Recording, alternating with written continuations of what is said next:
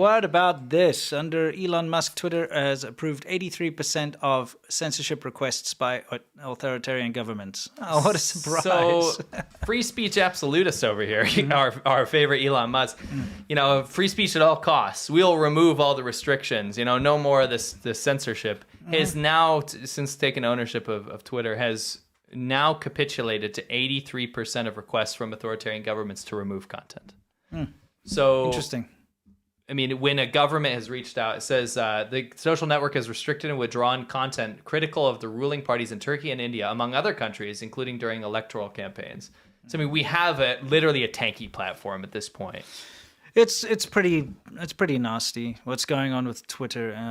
In some aspects, a lot of people are celebrating the changes, but so how do you celebrate this? No, you don't celebrate this. Unfortunately, this is a bad side of the changes here. I mean, I sense a tone in you that is yeah, okay, it's not that bad. No, it's bad. Yeah. I'm not saying it's not bad. I'm saying not criticizing. I'm saying you're next. You will be next in this as a person who speaks out against the Chinese government. I'm not trying to endorse the way Twitter's going here. You have to understand that such huge changes to the platform have happened recently. Yeah. Massive mistakes that have been rolled back. Right. Massive mistakes as far as the whole verification thing. You saw what happened with that fake Pentagon video, picture. Yeah. It destroyed stock markets for a little while. It's a huge issue. And I'm hoping some of this stuff gets sorted out. It's getting worse, though. It is. He's made public announcements now basically claiming that, yes, Taiwan's going to get invaded and there's nothing you can do about it. I get it. It's the writing's on the wall about where he stands on these issues, and he's cozied up to pretty much every dictator there is. Yeah. It's not good for freedom of speech if you're looking at it. No, absolutely not. It's this is what happens when the pendulum swings too far one way. It comes back and swings too far the other way. Yep. The whole thing is you have to find a balance somewhere in between. And right now we're seeing...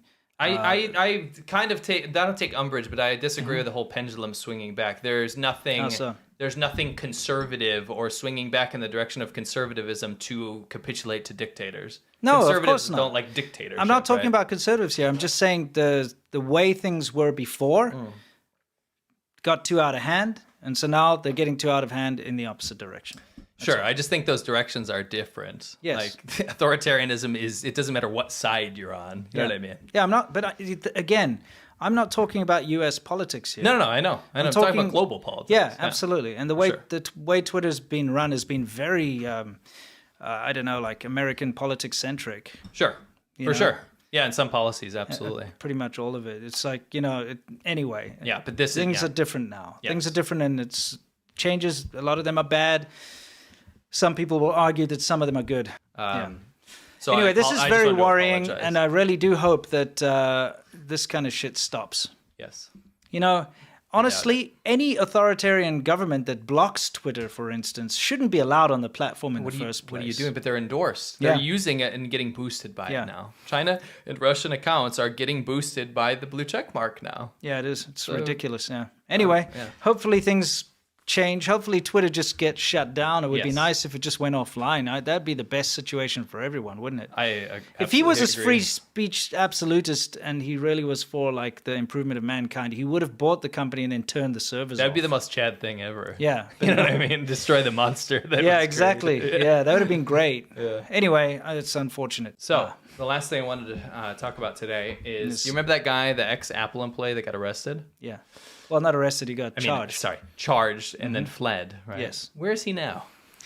The stupidest thing, and I believe it is this guy, is they did actually get him, and then they charged him or whatever, but then they let him go out on bail, and then he just fled to China. Stop doing that. It's obviously a flight risk.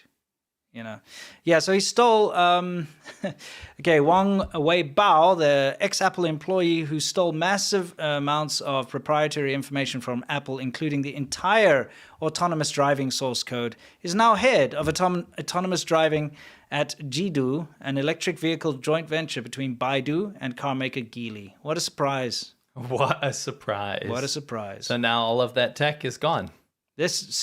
Apple's R&D, Apple's source code, Apple's autonomous driving technology is now in the hands of a Chinese company. Nice and job. the Chinese government. Nice job. And that is what's happening all over. You see, this is the unfortunate thing, is that the Chinese government does not foster an environment of creativity. No. So rather than being competitive in a fair manner, Yeah. they steal and cheat Yeah. in order to compete. And it's not cool. It's endorsed by the government because you're Yeah. handing the government what they need without any of the costs and research and innovation.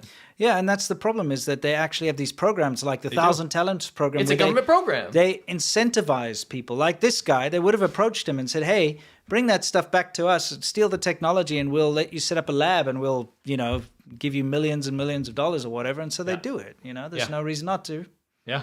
Yeah, and it's Remind me of that diabetes commercial. Okay, diabetes. Liberty. Okay. No Anyway, reason not to. here's the thing, guys.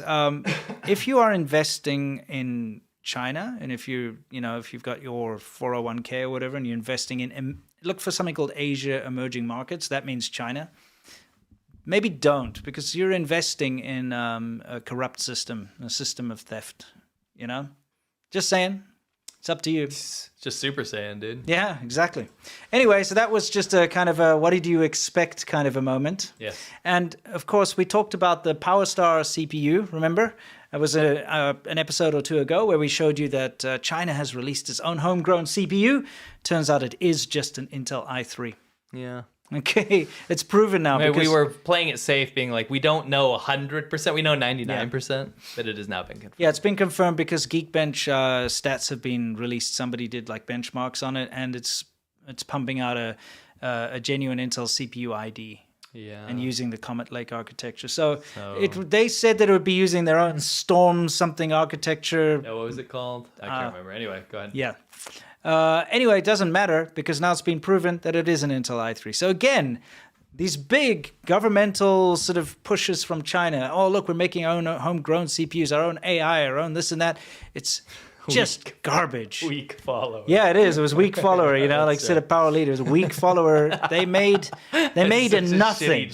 Yeah, they made nothing. They made shit. They didn't make a homegrown CPU. They did nothing. Not to go back to the shared bikes thing, but this is what China does with its government programs. Yeah. It's just waste. Wasteful. So you've invested in some kind of new Chinese technology tech i3. startup type thing, and you get an old i3, which they're buying from the United States, shipping to China, erasing, just basically taking a laser eraser, erasing the code, putting on their own thing and saying, here, we made it. P-Star, P3. It's so ridiculous. I don't know if it would bring shills all the time, but why they promote this propaganda on behalf of the Chinese government, right? These Americans, Canadians, or whatever. And then they never go back and examine. They'll be like, they came out with a new CPU, and they'll never make a retraction or say, oh, actually, it turned out to be that. You know what I mean? Yeah, or AI or whatever. I think that's the best way to start sifting through what is real. If you can have a news network that can make a mistake. Yeah. And then they'll go back and be like, actually, that was wrong, blah, blah, blah. This is actually what happened. But if you get people that are doing propaganda about this kind of stuff, and then they don't go and retract this stuff or make a correction and stuff, then you know who you're dealing with. Absolutely. You know what I mean? Yeah, you're dealing with a U.S. comedian or a former U.S. elected official. Yes, or a Canadian whatever. Yeah. A lot of Canadians. Canadian drunkard or something. Something like that. Yeah. Crazy English, crazy life, crazy work, crazy study. Crazy! Crazy! Crazy life! Crazy! Better! Good. What is happening here? So are you confused. casting a spell? He's basically duping the audience. He's into just thinking talking he's a shit. linguist. He's just talking absolute shit. Let's get crazy. You know what? I lost my job today. Are you kidding me? No, I'm serious. I think that kid gets it. See the kid looking He at the gets- camera? he's like, this is bullshit. This is bullshit. Some bullshit right here. Yeah.